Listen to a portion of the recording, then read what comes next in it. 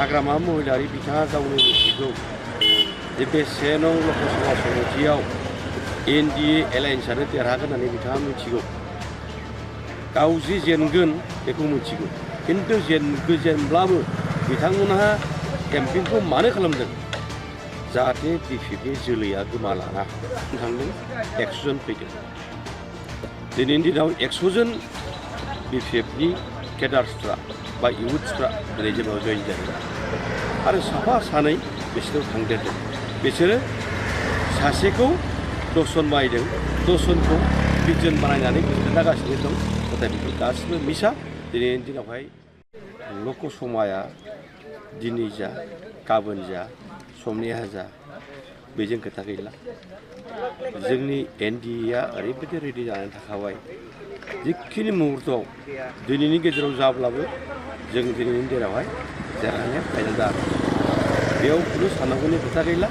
जोंनि जिथु मबिलाइज खालामनाय, बे मबिलाइज खालामाबाबो जों दिनैनि दिनावहाय देरहानाया फाइनाल जानानै दंखायो। अलरेडि बिनि प्रस्टुटिया जा सिगाङावनो फाइनाल जाखादों।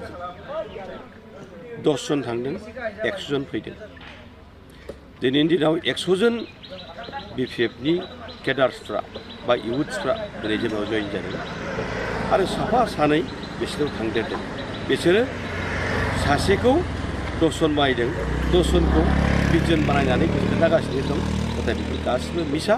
दिनैनि दिनावहाय जायफ्रा मोजां बेक्ति, मोजां सिन्था खालामनो हानाय आरो सारा ओनसोलखौ मोजाङै नाहरनो हानाय बिथांमोना दिनैहाय BPFआव थाया। बिसोरो UPPL फैजोब्बाय आरो UPPL, BJP आरो AJP बे देरहानाया फाइनाल।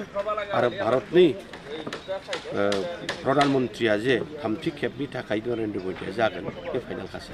हाग्रामा महिलारि बिथाङा गावनो मिथिगौ जे बे 1 नं लकसभा समितियाव NDA एलायन्सआनो देरहागोन होननानै बिथाङा मिथिगौ। गाव जि जेनगोन बेखौ मिथिगौ, खिन्थु जेनब्लाबो बिथांमोनहा केम्पेइनखौ मानो खालामदों? जाहाथे BPFनि जोलैया गोमालाङा, जोलैया जाहाथे थायो, फैबाय थानाय समावहाय जाहाथे BTC इलेक्सनाव गेलेनो हायो। बेबायदि मोनसे फोरमान खोन्थानोसो दिनैनि दिनावहाय हाग्रामा महिलारि आरो BPFआ केम्पेइन खालामगासिनो दं। आदारवाइज जेबो गैया। रायलायदोंमोन, गोबां रायलायदोंमोन। नाथायबा बिथांनि रायलायनाय आरो जोंनि रायलायनाय, बिथांनि बिनाय, जोंनि होनो नागिरनाय बेजों एसे खाबजाया जादों। बिथाङाबो सानसे समाव दिनैनि दिनावहाय जिहेतु बिथाङा हाग्रामा महिलारिजों गैया, बिथाङा BPFखौ मोजां मोनोब्लाबो बिथाङा हाग्रामा महिलारिखौ मोजां मोनला। खारन दिनैनि दिनाव हाग्रामा महिलारि बिथाङा आराम्भनिफ्राय जोबजासिम दिनैसिमबो बिथाङा BPFनि आफादगिरि। बेयो गणतन्त्र नङा, बे राजतन्त्रनि मोनसे दोलो। बेखायनो दिनै सनमान ब्रह्मआबो बे दोलोजों थायाखै। हाग्रामाया जेनेरेल मानसि जाना थानांगोन मोनसे समाव। बियो दिनैहाय MP इलेक्सननि उनावहायनो गावबो मोनसे फिल खालामसिगोन। ओरैबायदि फिल खालामसिगोन, गावनि गासिबो दाय दस, गासिबो गोरोन्थिफोरखौ अब्लासो बे स्वीकार खालामनो बाध्य जागोन। आंनियानो गोरोन्थि जादों, आंनियानो भुल जादों। बेनि थाखायनो दिनैहाय सारा BTR ओनसोलनि रायजो राजाफ्रा आंखौ गारबाय, बे फिल्डखौ मिथिगोन। बेसेबां मुलाम्फायाव देरहासार जानो हागोन?